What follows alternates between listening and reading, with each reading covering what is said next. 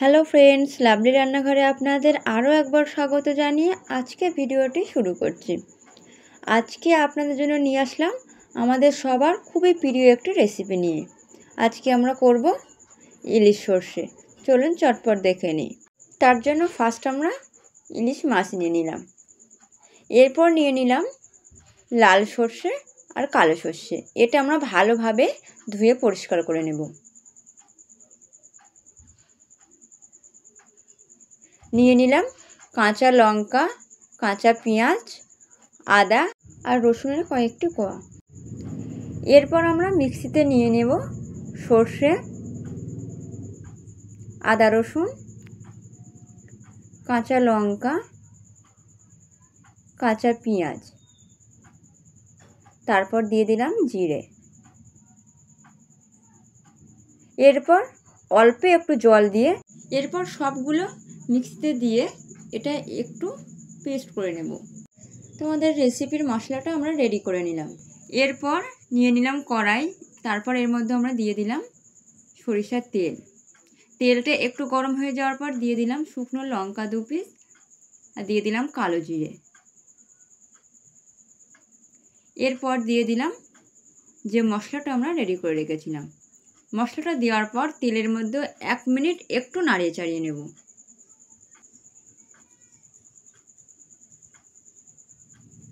একটু নাড়িয়ে চাড়িয়ে নেওয়ার পর এর মধ্যে দিয়ে দিলাম 1 চামচ হলুদ গুঁড়া আর দিয়ে দিলাম 1 চামচ গুঁড়ো লঙ্কা।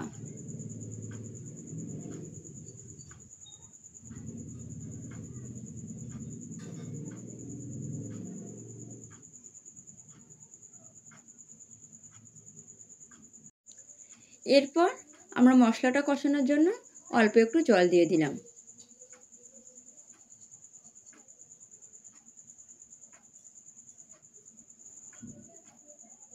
এবার আমরা মশলাটা ভালোভাবে ফুটিয়ে নেব।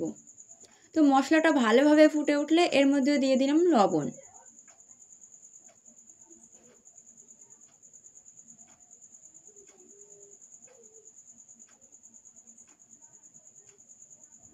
মশলাটা একটু গায়ে চলে আসলে এর মধ্যে আমরা দিয়ে দেব ইলিশ মাছ।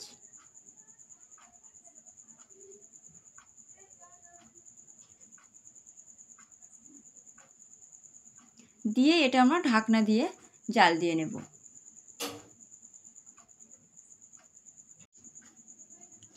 এটা 2 মিনিট জাল দিয়ে নিলাম। এবার আমরা মাছগুলো একটু উল্টে দেব।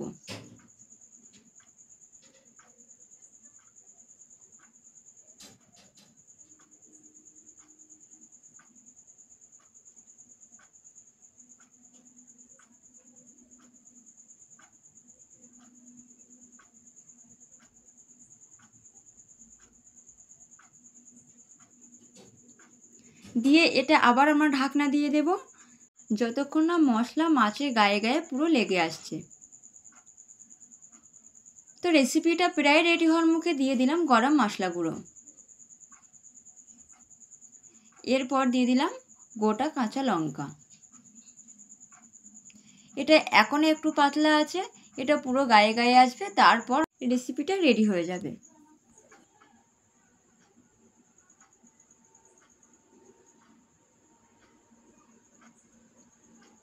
তো এটা পুরো গায়ে গায়ে চলে আসছে, দেখতে পাচ্ছেন মশলা কিন্তু পুরো মাছের গায়ে গায়ে ধরে গেছে।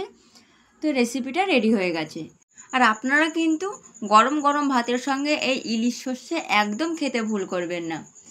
আর আজকে ভিডিওটি আপনাদের কেমন লাগলো অবশ্যই কমেন্টে জানাবেন। আর যদি ভালো লেগে থাকে আমার পেজে একটি লাইক করে যাবেন।